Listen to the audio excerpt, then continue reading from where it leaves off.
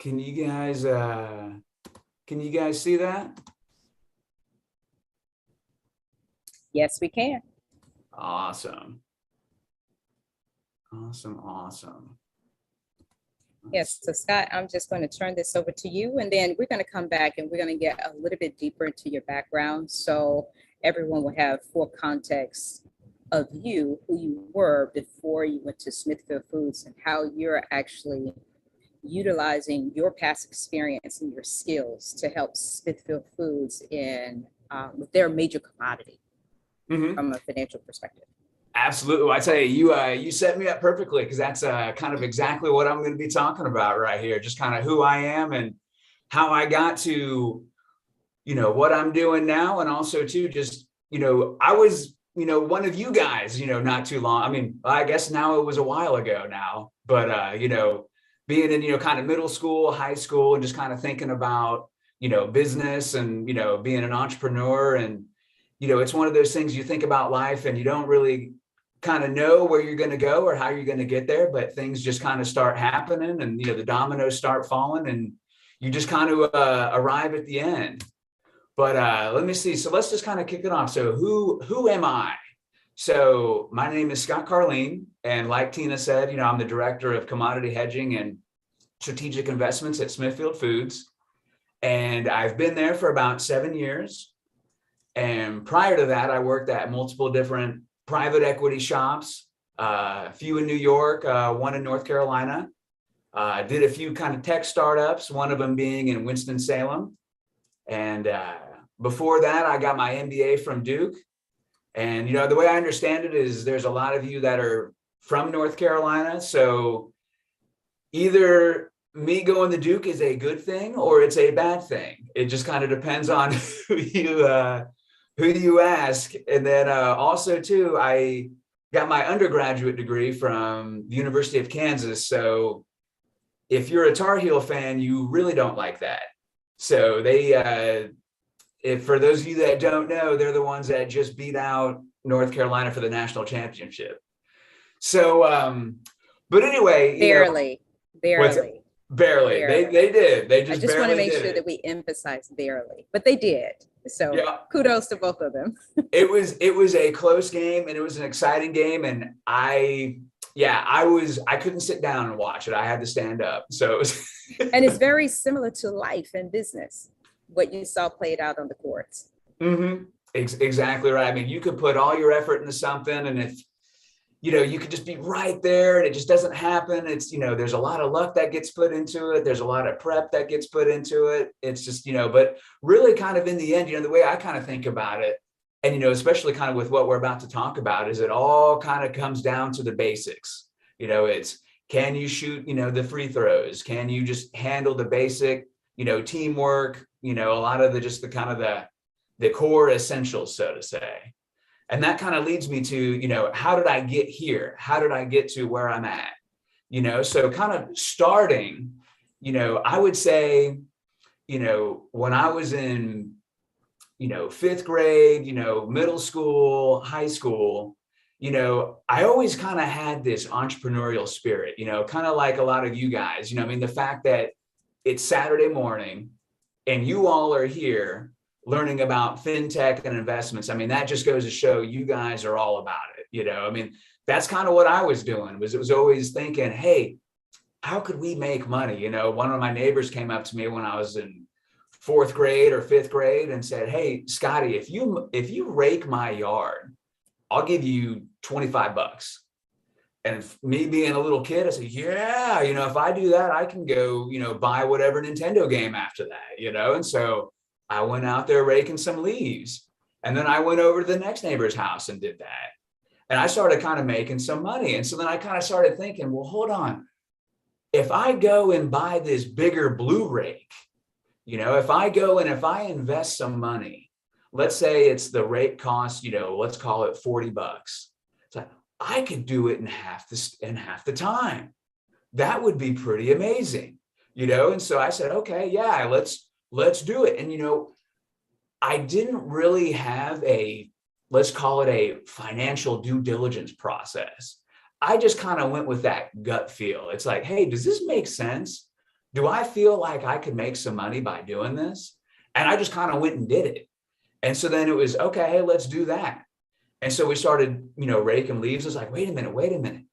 If we spend even more money, if we invest, let's say 200, $300, we can get that super leaf blower over there. And then we could cut our time by, even 4 times on that.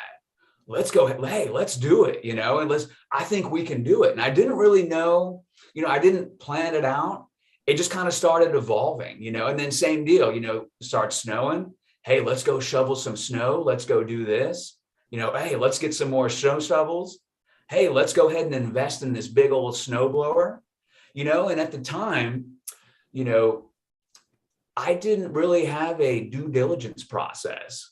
It was more just kind of that basic overall, okay, let's do a cost benefit analysis. How much is it going to cost? And what kind of benefits can we get in return by doing this?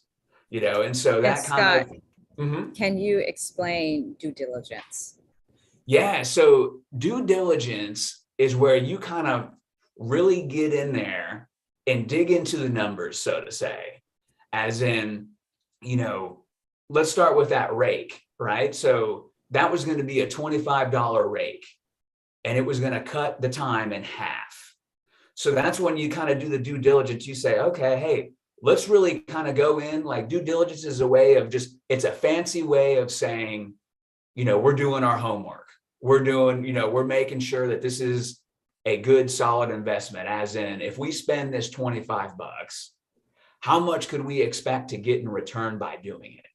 What's it going to require? Is this going to be a good rake? Will it fall apart? Will it break after we use it a few times? So it's kind of going in and really kind of analyzing it, so to say. And, on a basic level, that's kind of what it is. And as you get into more complex things, later on, like, businesses or, tech startup type things, there's a lot more that kind of goes into it. But it's just kind of drilling in, just thinking about the basics. It's, what are the costs of this? And what kind of benefits can we expect to receive, in the end, as we go ahead and do this? And so, for me, same deal. It was mowing yards, and then it was, hey, you know what? Let's buy this super speedy lawnmower and do it even faster. And the same kind of a deal. I think this is going to work. Let's just go ahead and do it. That was kind of my, thought process. It was, let's just do it. Let's just do it, so to say. And so, that was kind of my jam, just being an entrepreneur, being a little kid, saying, hey, let's go do this. And then I would kind of think, okay, hey, what are the benefits of doing this? Well, I'm going to make more money than I would if I was working at the ice cream store, like some of my buddies were, or if I was at the grocery store, sacking groceries, same kind of a deal. It's, hey, I can be outside. I can work whenever I want, just kind of like you guys, as far as, entrepreneurial, like, it's just, you can set your own schedule. If your buddies say, hey, we're going to the pool today, you know what, I'm going to go to the pool and I'm going to go ahead and mow my yards or rake my leaves later. And so that was kind of the quote unquote cost benefit analysis that I would do. And so, kind of doing that, I always liked business. So that's where I ended up going to KU. I'm originally from Kansas. So went there and kind of did just kind of a, the basic business degree, so to say. And then when I graduated, my first job I had was with a company called General Maritime Corporation, and they're in New York. And it's a big oil shipping company. So what they have is they have those big oil tankers right there. They have a big fleet, and they're all about moving crude oil, kind of basic energy. There's also, we have different cargo type ships. So it's pretty much anything that's moving across the oceans was what we were interested in and kind of what we were doing. And so when I started, I was just kind of the basic analyst, youngest guy there, on the team. And I would say within my first week, they had an investor come in, or not an investor, but I guess someone coming in pitching. They said, hey, we got this great idea. We're going to build this biofuels plant in the Caribbean, and we want you to invest $20 million in it. And they had a big old book. They were coming in, they were looking for money so they could get this thing started.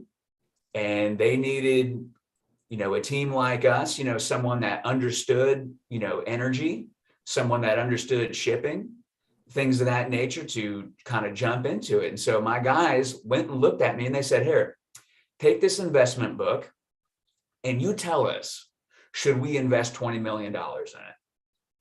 And to me, I was like a deer in headlights. I sat there and I said, okay, yep, I will do that.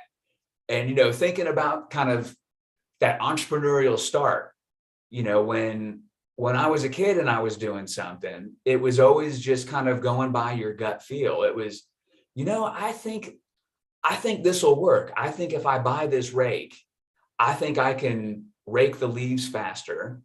I think I can make more money and it's going to pay off. I think it's going to work. It's just a good gut feel. But now here I was with this whole, let's call it 100 pages of a pitch book, talking about what they were going to do, how they were going to do it, where they were going to buy this land, what kind of equipment needed to go into it, how much they could expect to churn out, how much money they could expect to get.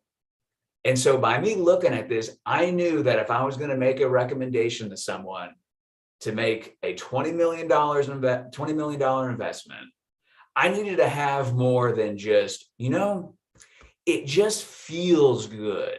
This is why you should do it. And so this is where a lot of the math and a lot of the due diligence and a lot of the modeling that, I've seen some of you guys do, where you kind of build out your projections. You say, okay, if we have this project, or if we have this asset, so to say, how much money could we expect it to bring in? And then once you have that kind of number, you say, okay, well, what's it going to cost us to get that money to bring in? What all goes into it? And then you kind of go and you subtract those out. And at the end of the day, you got your net income as far as, okay, well, overall, we made this much in sales. This is how much it costs us to get those sales. And now this is how much we get to keep at the end of the day. And so when you kind of think about it, you say, okay, hey, was this worth it? Did this make sense? That's where you kind of think about it. You're like, okay, should I do this or shouldn't I? And so if you're going to tell someone to essentially give you $20 million, you want to have this thing buttoned up to where you can say, this is what's going to happen in year one. We see this happening. In year two, we see this happening. This is how much it's going to cost us. This is what we're going to do. This is exactly what we're going to do. And when you can kind of bring it down to the numbers, you can have an exact number that tells you, hey, this is how much money you're going to make. This is how much money you would make if you were doing something else. And this is why you should choose us. It kind of just makes that a little bit more, so, it just solidifies it for you, as in, hey, this opportunity makes sense. And so, for me, what I ended up doing was, make a long story short, I went and sat down with all the different guys that I knew that were on the team. And I said, hey, how do you model this out? What do you look for? What are the big things that the guys want to see? And that's when they said, well, they're going to want to know how long it's going to take them to get their money back. What kind of a return could they expect to get on their money? Is this a risky thing? How much, if it was to go under, how much money could they lose? If this thing's an absolute home run, how much money could they make?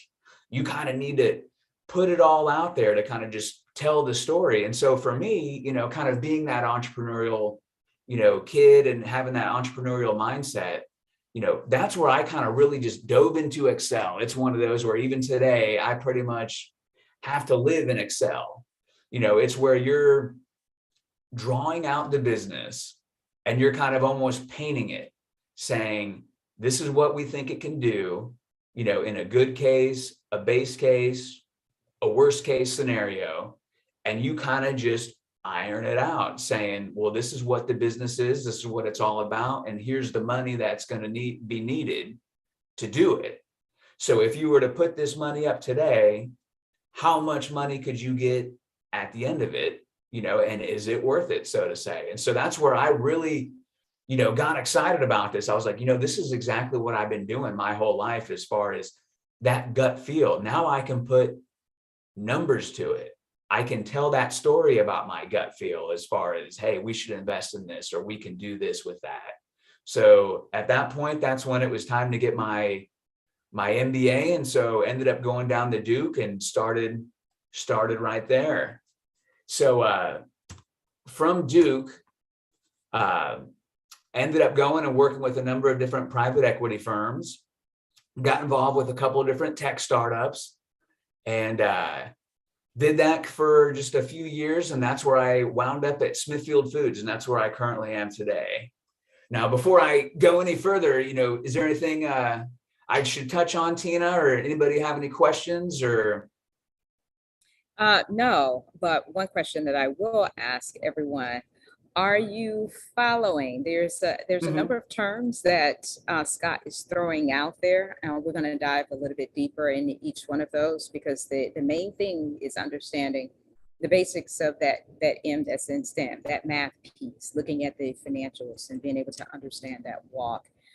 And then there's a different lens that you're going to have when you're looking at investing, being an entrepreneur, asking for funds, or if you want to do some trades. But again, this is part one of a two-part process. So we're going to be walking you all through. And make sure you put in the chat any questions that you have. We are live on YouTube. So anyone that's looking at us on YouTube, we're also monitoring that as well. So you can put your comments and your questions in there, and we'll make sure that we give those over to Scott. But no, Scott, continue. Okay, no, sounds great. So coming up to Smithfield Foods, just to kind of give you an idea of who Smithfield is and whatnot. So we're based in Smithfield, Virginia, and primarily a consumer packaged goods pork company. So, bacon, hams, things of that nature, and pretty big global footprint. Got about 60,000 people that work for Smithfield around the world, and proudly made in the United States, in a number of different states, North Carolina, Virginia, and then also kind of out in the Midwest. And you can find, these are kind of the main brands. So, there's the Smithfield brand, there's Eckrich. You guys have probably seen the Eckrich commercials for a lot of the, the college football playoffs, things of that nature. That's kind of primarily where those are. And then the third biggest brand that we have is Nathan's. So if you guys have seen that hot dog eating contest that happens in Coney Island, that's Nathan's hot dogs. And then a lot of the ones below, Farmland, Farmer John, John Morrell, a lot of those are regional. Farmland is kind of you could call it a Midwest type of a brand. Farmer John's kind of mainly in California.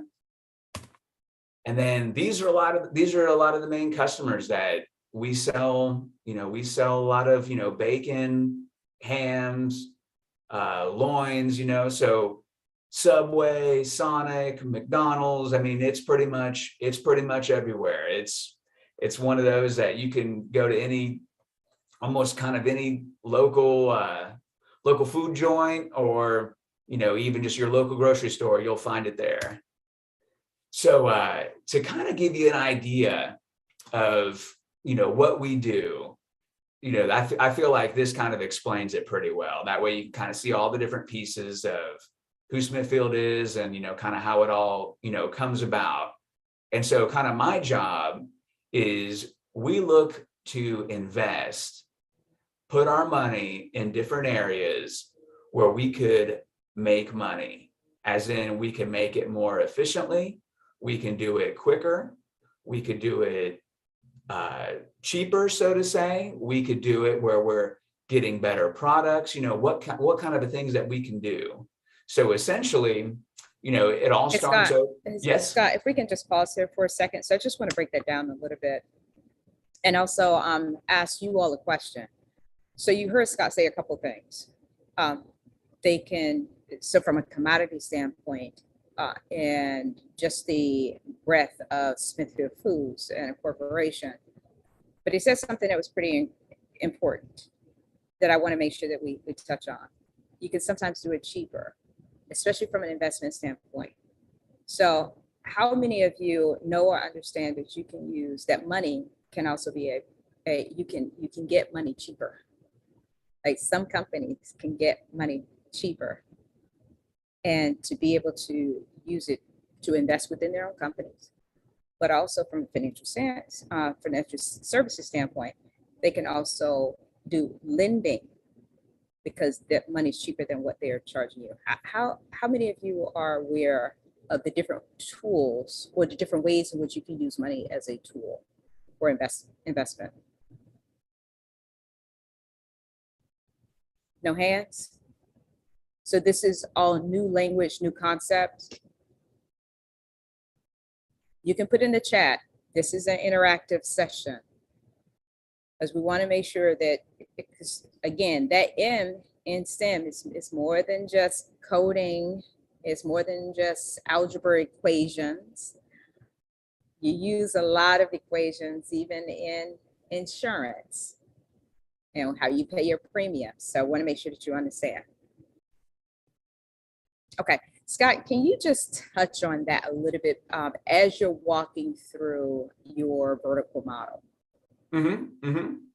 Well, kind of, as far as, the way Tina brought it up, as far as the funds, so to say, as far as being able to fund something or be able to fund an investment, really there's kind of three main areas you can do it, so to say. Is the first is you could borrow some money. You could go to the bank and you could say, I need $50,000. And they'll ask you, well, what are you going to do with it? And you could say, well, here's what we're going to do. And, we're going to buy this machine. And they'll say, okay, well, they're going to want to make sure they're protected. So they're going to say, okay, well, in the case that this doesn't work, we want to be able to take that machine back. As in, like, same thing, if you're to buy a house, if you're to say, you go to the bank and you say, I want to buy this house, they'll say, okay, well, we'll give you the money to buy the house, but you're going to have to put that house up as collateral. As in, if you don't make your payments, we're protected in that we're going to come and take this house back, so to say. So it's kind of a safer investment for the bank. So that's kind of one way you can do it, is you can borrow the money and you can give them back just a fixed return. So to say is, if you give me $50,000, I promise I will give you $55,000 at the end of, let's say it's 5 years. And that's what they'll get. That's all they'll get. The other way you could do it is you could go and you could raise money from investors, so to say. You could almost kind of sell equity in that. You say, hey, look, if you give me $50,000, you're going to be entitled to all the profits, all the upside of what we could be potentially making here. So it's one of those where, it comes with more risk by doing that. And I know I'm throwing a lot of terms at you guys, so I feel like, if there's anything that I need to kind of explain a little bit further, but, it's a riskier deal because, let's say this machine does not work, or let's say, this business that you're investing in doesn't work. If it goes under, then you're going to be out, you're going to be out all the money that you put in potentially, after you try to sell off what's left. But the debt people, the people that, took out loans, they will be able to go after it first. So you only get what's left over. But if it's a success, then you get all the upside, which is awesome. So we got a hand raise over here. What you got, Ava? So if you do go with like the raising money in order to like raise funds to buy the machine, so would the investors, would you give them money, some of their money back if the machine didn't work, or would they lose that money completely? So what would happen is if they were the only ones that invested in it, as in there was no one else that, was lined up, as in, there was no other loans, it was just an investor, like say, hey, you bought into this. In that case, you would try to give them back as much, like whatever was kind of left over, so to say. is whatever's left over from it, they would be able to get. But it's one of those where if you bought, let's say, a new machine or a new car, and, after a couple years, it's not going to be, that same brand new shiny car that it once was. And you could maybe sell it for, let's say it's $30,000. Since they're the owners of that machine, they would be able to get that $30,000 back. But if there was someone else that, put in some debt on it, they're the ones that get their money back first. But no, great question. Scott, you just touched on something different. You said if they were able to put some debt towards that. That's such an oxymoron from what most people think. So explain, what do you mean by that? So if you're investing as debt, so to say, that's where you're giving someone a loan. As in, I'm giving you $50,000 with the promise that you're going to give me this $50,000 back. And there's different forms of debt. So that's where we need to start. Scott, you just have such a huge brain and you've been in this space. So I'm just picking up different things. So just explain really quickly, what is debt? Because that is a whole market, financial market that people solely operate in, and that is around debt. But explain that real quickly, and then we can jump back to what Ava was talking about. Sure. So when you think of debt, the best way to think about it is if you're buying a house. So if you're buying a house, you go to the bank and you say, hey, bank, there's this house that costs $500,000. I'd like to borrow $500,000 so I could buy this house. And so because I've taken out a loan, they said, okay, we're going to let you borrow this money with the idea that you're going to pay it back in however many years. And they'll kind of write up an agreement. They'll say, okay, for the next 30 years, in order to give you this money, you got to pay us this amount of money back every single year. And essentially, it's kind of an agreement that you will be paying them back. As in, they're the ones that get the money back from you lending that, from them lending that to you.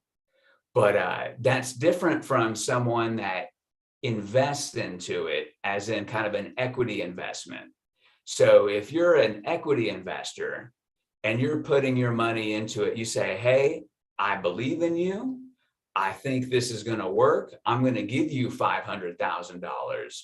But I am now an owner of this house or owner of this business, so to say.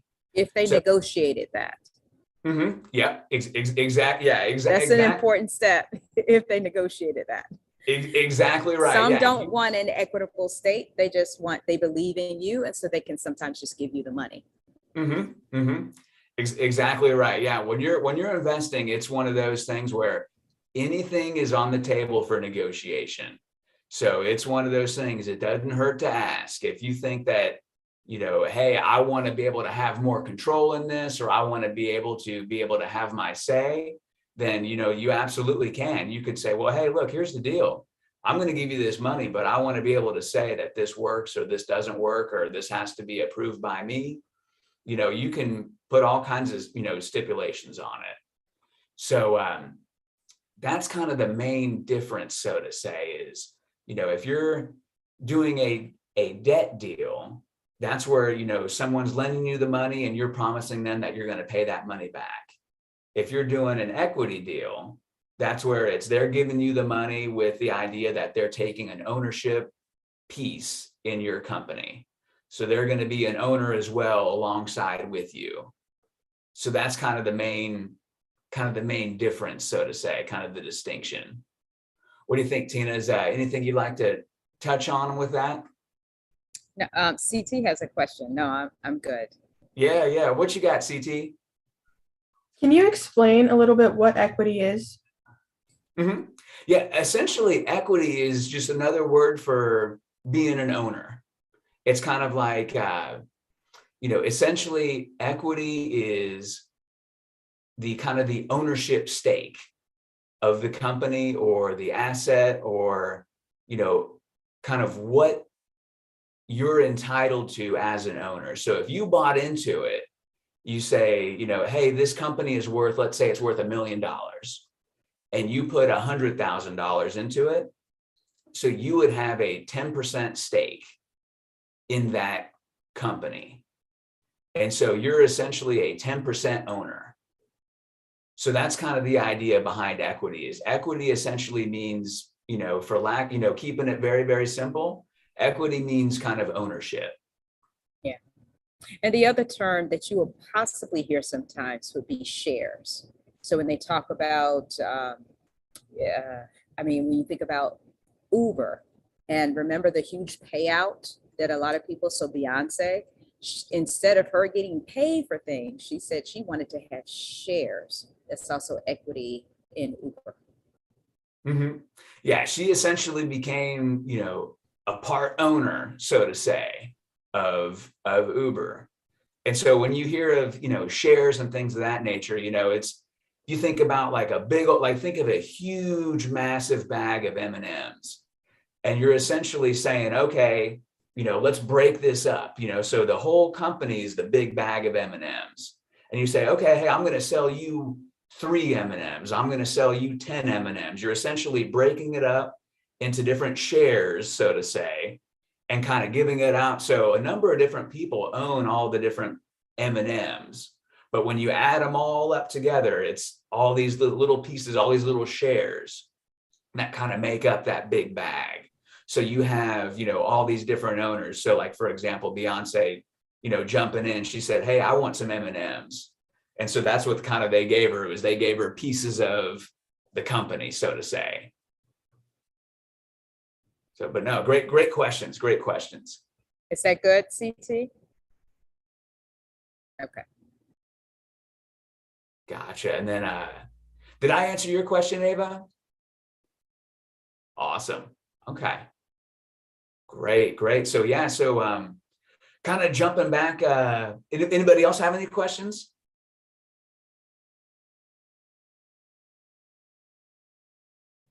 Nope, we're all good. Okay, cool. Well, you know, so as far as what, you know, what I do at Smithfield is, you know, we look at a number of different projects. We look at a number of different kind of opportunities. You know, we look at ways to kind of do what we do better, as in, you know, can we do it faster? Can we do it safer? Can we do it with better ingredients? Can we do it, you know, making a different product? Can we make it, you know, kind of more of a premium product? Could we make, you know, so we're always looking at ways that we can improve the business. And so essentially kind of, you know, looking at it in a nutshell, you know, this is kind of the business that Smithfield is in. So essentially kind of our raw materials, so to say, would be, you know, kind of the grains, you know, going to the farms, you know, so, you know, we will buy, and this is kind of what I do from a commodities standpoint, is we will go and we will buy corn, soybeans, wheat, things of that nature, kind of just the basic, you know, I guess you could call it food ingredients, so to say, kind of those raw materials. And Well, Scott, just explain commodities. Yep. So a commodity is basically, it's something that kind of just boils down to the core of kind of what it is. It's kind of a basic good that's kind of, you can't really differentiate it. You know, for example, if you have like, you know, for example, think about like, you know, gas at a gas station, right? So you just kind of the basic gasoline, whether you bought it, you know, at, you know, the kind of the grocery store, you bought it at the Texaco, or you bought it at wherever, it's kind of that same gasoline. It's kind of that same, you know, it's got a spec of this is kind of exactly what it is. It's not like a, oh, hey, you bought that from this place. It's a premium, you know, like for example, if you bought, let's say like The an properties, is it like the properties don't change? So you can use corn for you can eat it. It can be a feed for animals. You can use the oil from corn to produce, I don't know, a plastic because Mhm. that's a component, or you can use that oil for, it can go into different markets, but but it's still corn. It Mhm. doesn't Yep. change. At the end of the day, it's still corn, kind of they'll kind of have a spec on it. They'll say it needs to be exactly this. This is kind of the basic kind of overall standard for what corn, on this certain kind of a market will be. And so it's just kind of that basic, corn is corn, soybeans are soybeans, wheat is wheat, kind of at the end of the day, it's just kind of that basic item, so to say. You can't differentiate it as in, oh, hey, this piece of corn is better than that piece of corn. It's nope, hey, these are kind of the exact same pieces. So it's undifferentiated. Like, for example, the dollar that I have in my pocket is worth the same dollar that's in CT's pocket. It's the same dollar that's worth, that's the same dollar that Ava has in her pocket. It's no one's dollar is better than the other. They're all interchangeable and they're all still worth $1 at the end of the day. And so we'll start with those. And essentially we pick up all this grain and then we take it over to our feed mills. And so that's essentially just kind of a big kitchen, so to say, where we're just going in there and we're mixing up all kinds of, corn and soybean meal and, wheat, and we're essentially making feed for the pigs. And so once we go there, we'll then take that to what we call the sow farm. So a sow is essentially the mama pigs. So the big mamas. So essentially we'll go over to where the mama pigs are and we'll feed them, and that's where they'll be having their babies. And so then, we'll be kind of getting in there. We have a number of different, teams that, analyze, well, this is what we think the best feed should be. This is what these mom pigs need. This is what these baby pigs need. They need more protein. They need more grains. And so they'll kind of go and they'll analyze and they'll run tests to kind of come up with the best kind of feed possible, so to say, because they know that the needs for the moms and the needs for the babies are different from the needs of the full grown, pigs that are getting ready to go to the market. And so that's where, they'll kind of analyze, they'll say, well, we need this much corn or we need this much protein.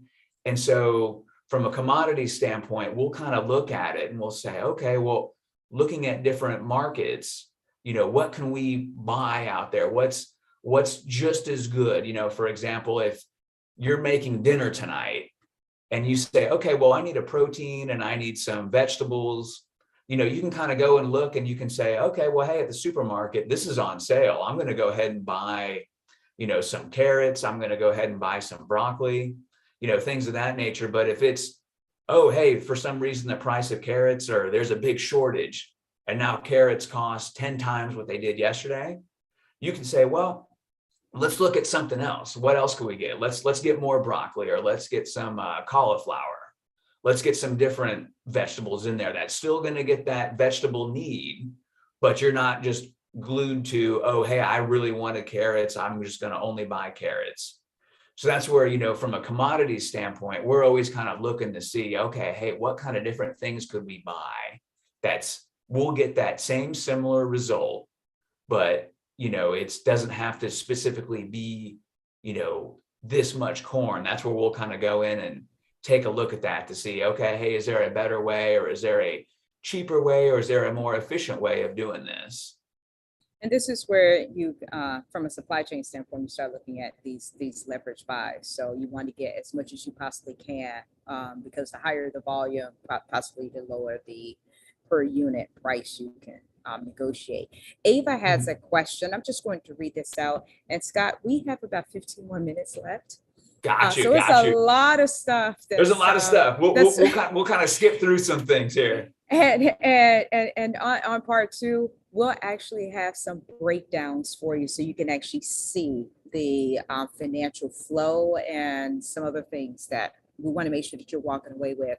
But Ava's question is the vertical integration we're talking about the combination of one company of two or more stages of production normally operated by a separate company? Because so this particular one, this is a singular company, Mhm. But Scott, I'm going to turn this over to you because you can't have an integration.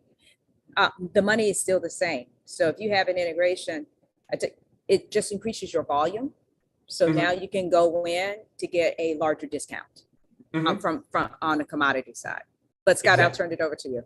Exactly. Yeah, your question about the whole vertical integration. So to kind of give you an idea, so Smithfield is involved what we call from the farm to the fork. So it's one of those where we're involved from the very, very beginning to the very, very end, as in we're going to buy the grain, we're going to feed it to the pigs, we're going to market the pigs, and then we're going to harvest the pigs, which is a nice way of saying that we're going to essentially, slaughter the animals and then, get the meat, take it to the, take the bacon, take it to, kind of a big overall, factory kitchen.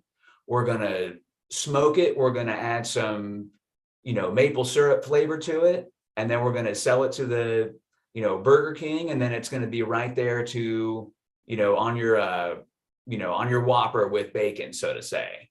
So it's one of those where vertically integrated, we're involved with every single piece from the very, very beginning to the very, very end. And so, you'll have some companies, that will say, well, we're just going to, for example, like, let's just say, because I said it, like a Burger King, they're just going to buy the bacon from us, and so we're going to sell them that bacon, but so we're involved in all the pieces that come down to getting it to that end consumer, so to say. So Burger King doesn't actually make the bacon, they're getting it from us. So it's kind of a, that vertical integration is, we're, involved from the very, very beginning all the way to the very, very end. And then, we'll save some of this for kind of the next, kind of discussion, but kind of moving on, kind of to more investments, so to say, this is where I'll kind of get in there and say, hey, like we were talking about, how can we make what we do better? And so we kind of have essentially, 5 different categories where we say, okay, hey, is this a continuous improvement project? Is this an organic growth project? Are we looking to build out, new plant capacity? Are we looking at, doing something that's a different strategy? And then also too, kind of the last one is, hey, is there something that we could do, mergers and acquisitions, as in, is there a company that we could buy and we could kind of jump in that much, that much quicker, so to say, to be able to get to a market?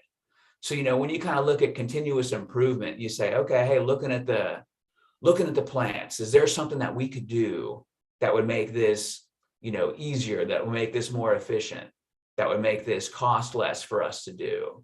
Like, for example, like looking at it like, a regulatory requirement. Let's say that, the United States Food and Drug Administration or the USDA comes in and they say, hey, we want you to, you have to be able to operate, your facility, given this kind of a speed, and you have to have these kind of safety regulations or these kind of safety measures in place for your employees. So we will say, oh yeah, absolutely. We definitely want to make sure our people are safe.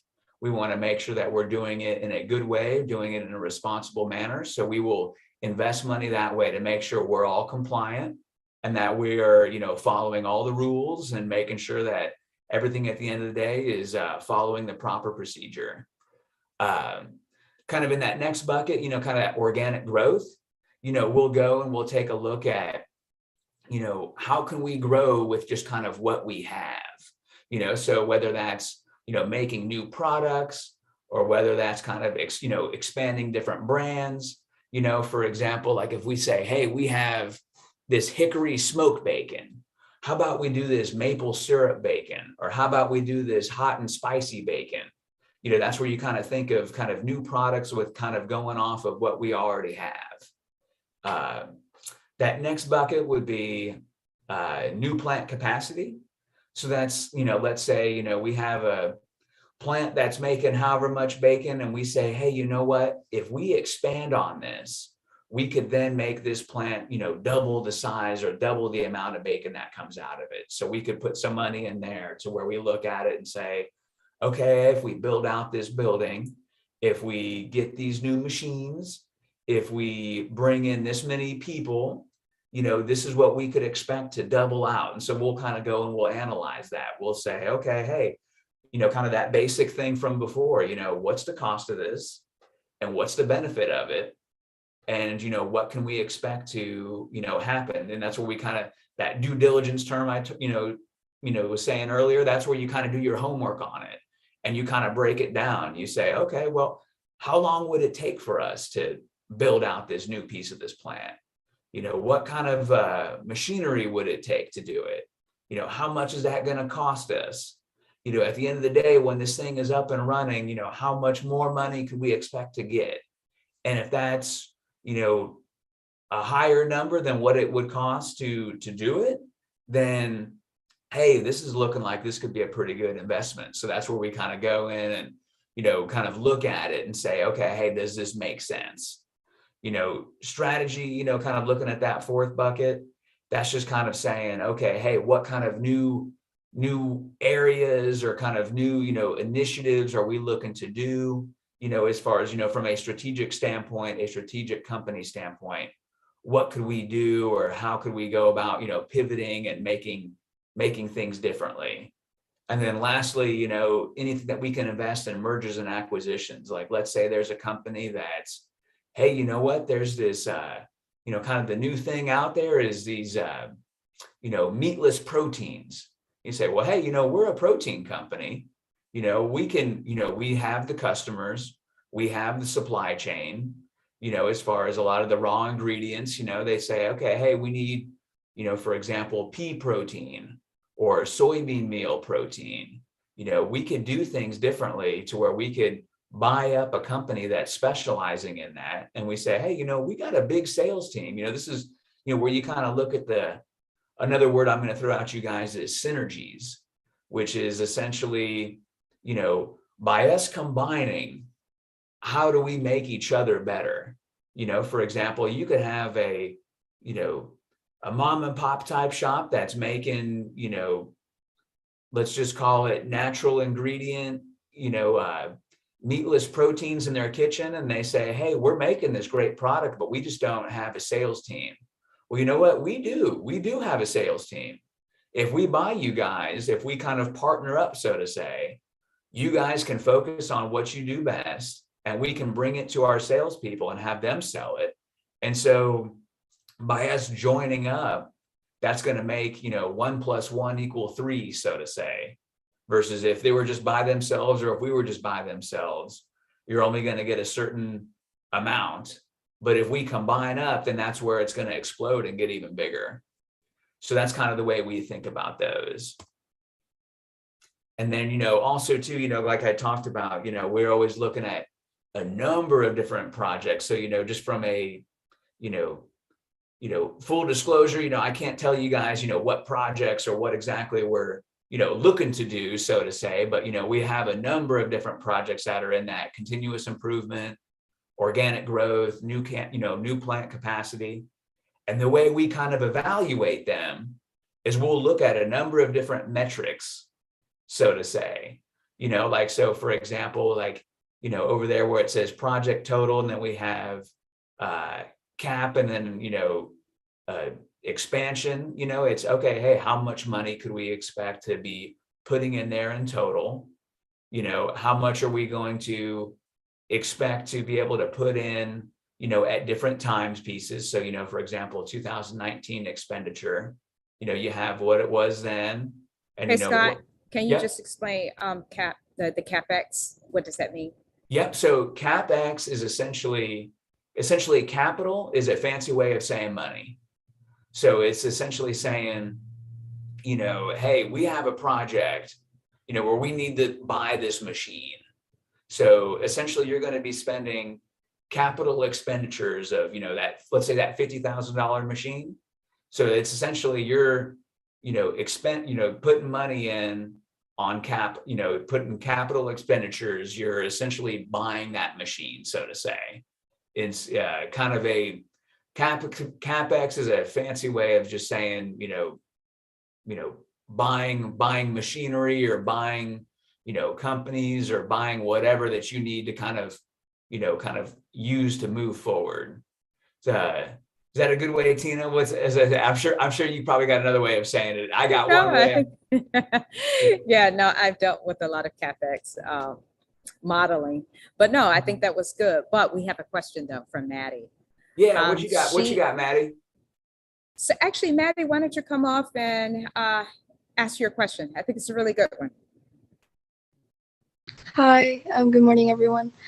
So I was wondering, in the future, we will eventually run out of meat sources, and society has also been growing more fond to plant-based meats and vegan or vegetarian diets.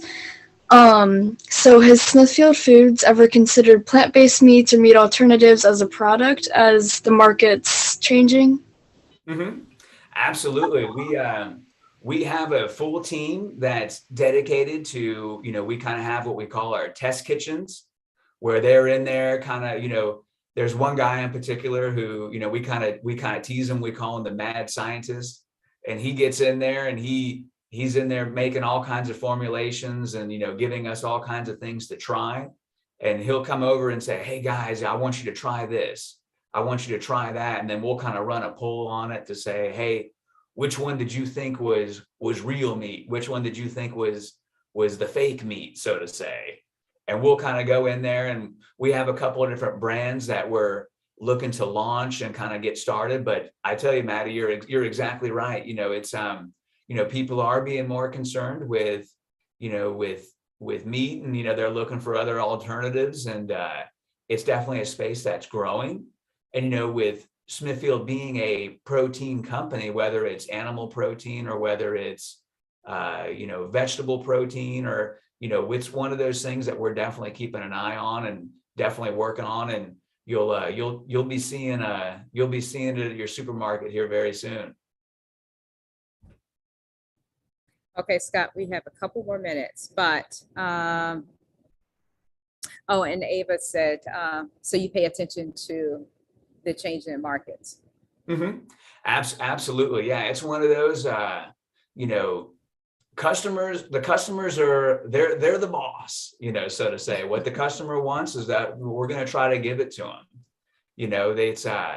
We're always listening to what our customers want and what they need, and, what they like, what they don't like. We'll always kind of, a quick and easy way to test things is, we'll kind of have what we call, test markets or pilot tests, where, for example, like I was telling you, we'd have that one test kitchen where they'll go and they'll make, a limited amount of a product. And then we'll go and we'll test it. And we'll say, hey, does this work? Did people like it? Did they not like it? What could we do differently? We'll kind of almost interview them. We'll kind of say, they'll say, well, I like the way this tasted, but it had a weird aftertaste after a while, or, it tasted like bacon, but just the texture felt a little funny. And so we'll kind of go and we'll kind of make tweaks and make modifications. And so when we finally get a product that we feel is, good, same kind of a deal, we'll go out and, kind of roll it out to a limited number of stores. And then we'll kind of, oh, hey, that worked pretty good, and that's where we'll kind of we'll do that evaluation. We'll say, hey, how did this work? What did we expect? Okay, hey, if it passes, this much in sales, or we get this kind of an approval rating, then let's go ahead and keep going. But if not, let's take it back to the kitchen and kind of reevaluate and try to make it that much better. And, from a, Hey, a capital, Scott, yep. we're at time. We're at time. So before you all leave, so what I want to do, Scott, if you can give just kind of a summary of what you talked about today in terms of things to look out for, from a Smithfield Foods perspective, in terms of investments, and what are some, I would say, lessons learned in your journey when you're looking at the type of new investments that's coming in versus traditional ways in which you've done it, looking at the commodities? I would say, for me, the biggest lessons learned is just everything always kind of ties back to those basics that we were talking about at the very, very beginning, as far as that kind of that entrepreneurial feeling of, hey, what's it going to cost and what are the benefits? Kind of just doing that basic cost benefit analysis. Does this make sense? And just kind of getting an overall feeling for it. Because as you get, later on down the line, you're going to have all kinds of people throwing super complex spreadsheets and, oh, hey, they're going to throw all kinds of crazy terms at you as far as, oh, well, we think this can do this or that. At the end of the day, just bring it back home. Just say, okay, hey, does this make sense? And what's it going to cost? And what are the benefits of it? And, a lot of those benefits, like, it can be dollars, it can be numbers, but sometimes it can't be. Like, for example, one of the things that Maddie talked about was, hey, the alternative proteins. It's okay, hey, how big is that space going to be? Hey, we don't know, but the possibility of this thing being big and with it being a growth kind of an area, it's one of those things that just, those benefits all add up. So, I would say the biggest lessons for me is that no matter how complex, you just got to bring it back to, hey, what are the costs? What are the benefits? Just kind of looking at the essential building block pieces. Perfect. And the last question is, because this is part of STEM, and I know many people are saying, well, we're talking about a lot of investments and valuations. Anytime you're designing any innovative product, you need to understand the cost to get all of the components, the material, more importantly, the markets that it's going to go into, the price that you're going to put on it, because that turns to revenue that helps you invest more and helps you to expand. What are some either websites or tools that, if people want to understand and get deeper into the whole financial understanding, the basics, what would you recommend? The big thing I recommend is, it's funny, I went to, I've done lots of, business school activities. I've done, all kinds of different, banking type things, but, kind of just getting back to those basics. This is going to sound crazy, but, Khan Academy, like no joke. If you go to YouTube. You said Khan Academy? Yep. Khan Academy. Okay. And so if you go, he's on YouTube. That's right. And, I got a few links that I can send you, in particular, like of just good overall lessons. But he does a very, very good job of just boiling down very, very complex topics into very, very easy, understandable ways of looking at things.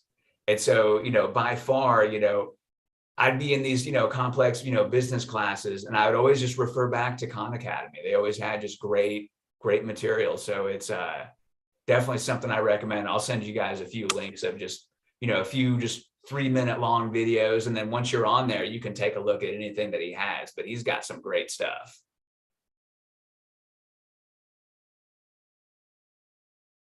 Perfect. Well, I have some people around. So I think that is a wrap. So our next masterclass that's coming up is going to be next month with Simran. So hopefully you all will come back to that. Scott, thank you so much. Again, this is part 1 of a 2-part series. There's just a lot of information around math or that end, and it ties to STEM, STEAM, any invention, anything that you all want to do.